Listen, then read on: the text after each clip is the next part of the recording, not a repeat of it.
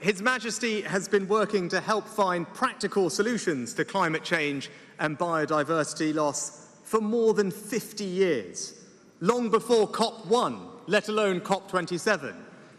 And when you look at the challenge before us, it is easy to feel daunted.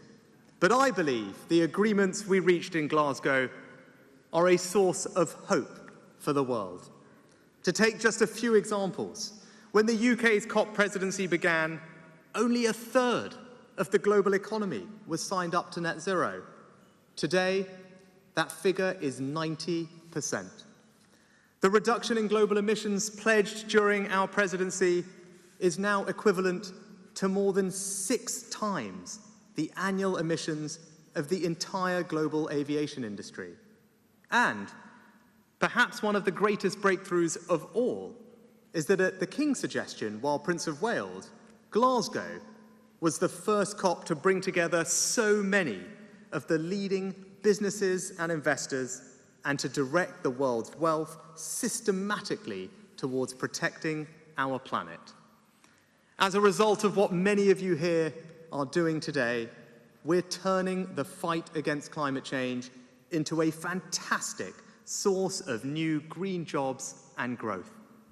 By using public-private partnerships, you're helping us to create whole new green industries in areas like offshore wind, hydrogen, and carbon capture and storage. And we're not just doing that here together in the UK. We're enabling developing countries to build the green infrastructure that can fast-track their own way to clean, green growth.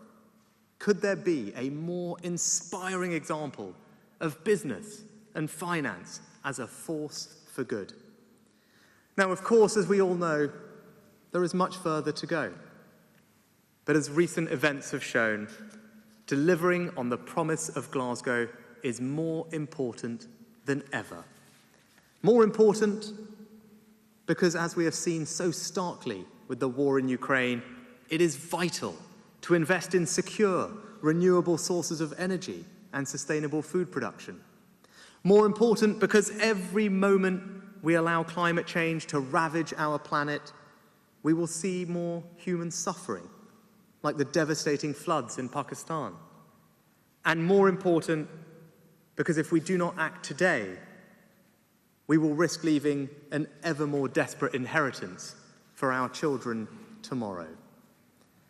As Her late Majesty the Queen said in her address to COP26, it is the hope of many that the legacy of this summit, written in history books yet to be printed, will describe you as the leaders who did not pass up the opportunity, and that you answered the call of those future generations.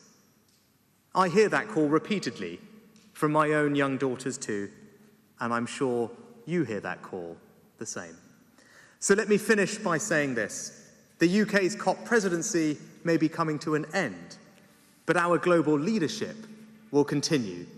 Together, we will write that chapter in history and bequeath our children and grandchildren a legacy to be proud of.